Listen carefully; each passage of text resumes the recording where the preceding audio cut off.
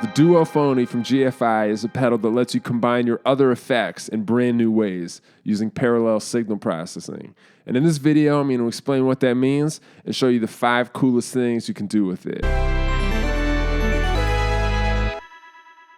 For starters, I'm going to show you how you could design a universal distortion sound, like a distortion that combines the best of everything using parallel signal processing.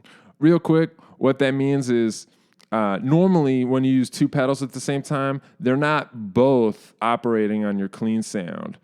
Only one of them is. Only the first one is. The first pedal gets your clean sound, and then the second pedal gets whatever the first pedal puts out. That's called series signal processing. That's a world we normally live in most of the time. Parallel signal processing is if you have both of those pedals run directly on your clean signal, and then you blend the sound of those two together. And that's what this pedal does. You take whatever 2 effects you want to blend, you plug them into either side of this, you mix them however you think sounds good, and then you take the output of this and run it into your amp or do whatever you would normally do with it. That's parallel signal processing. How big a difference does parallel signal processing really make? Well, if you've ever wondered what it would sound like to take the blunt bass heaviness of like a Big Muff fuzz pedal with the tone knob rolled down and combine that with like the insane piercing treble attack of a DS1 Distortion, you don't need to wonder anymore.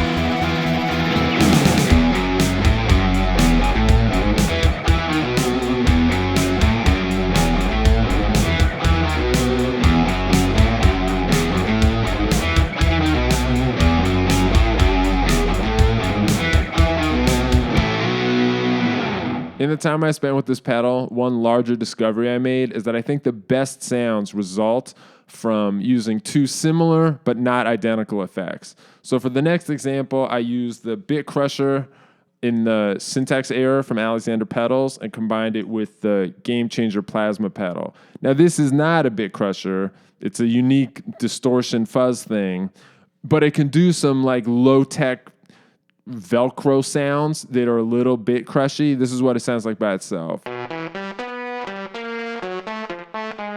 This is what the Syntax Error sounds like by itself. If you combine those 2 sounds together, it gives me this thing I've always fantasized about, which is like an extra slushy Bit Crusher pedal. I wish I had like a better way to explain it, but anytime I ever hear any Bit Crusher, there's like this part of the sound that is like the slush part, and I've always wished there was a way to get like a lot more of the slush, and this is it.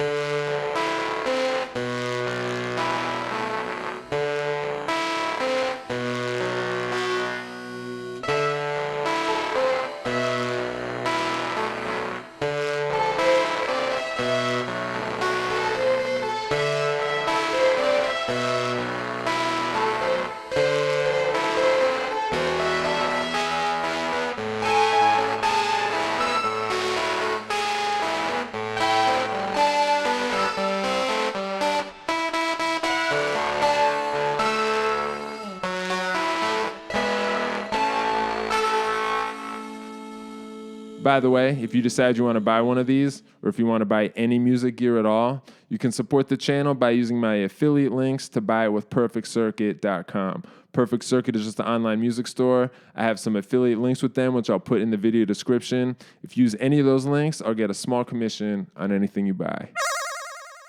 Another cool thing about the Duophony is that once you have 2 pedals hooked up to it, you can modulate the blend between them. You can change which one gets favored, so it'll like move back and forth between them, and you can choose the wave shape and the modulation rate and everything else like that. So for this next example, I'm using 2 different shimmer reverbs. I'm using the Strymon NightSky and the syntax error again. This pedal can do a lot of different things. I'm using both of them as shimmer reverbs. One is set to be an octave up, and the other is set to be a perfect fifth up. But the cool part is that I'm continually moving back and forth between which reverb is the dominant one very slowly. And that sounds like something else.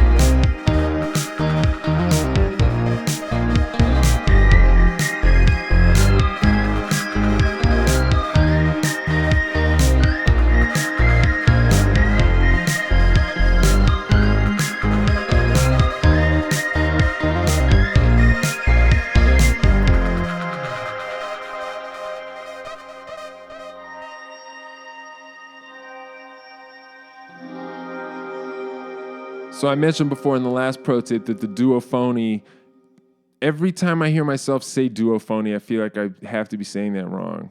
But I asked how you say it, and I was told it's Duophony. So I hope I understood it right. Anyway, one cool thing about the modulation here is that you can use its modulation settings just to operate as like a normal tremolo pedal. All you have to do is leave one loop empty and then close the other loop just with like a really short cable. The reason that's a big deal is that it has wave shapes that are unusual wave shapes. It has rectangle, it has pulse, it also has sawtooth and reverse sawtooth, and it lets you set the tempo by specific BPM. And those features combined are extremely useful in a tremolo, but I don't think there are many tremolo pedals that give you that. The only one I'm aware of is the Strymon Mobius. And I think it's like, to me, that's like one of the most useful things about the Mobius, because there's a specific thing I love to do, which is to run a fuzz pedal into a square wave tremolo and then set that to be exactly the BPM of whatever song I'm working on. That sound is like an extremely low-tech synthesizer thing that sounds amazing.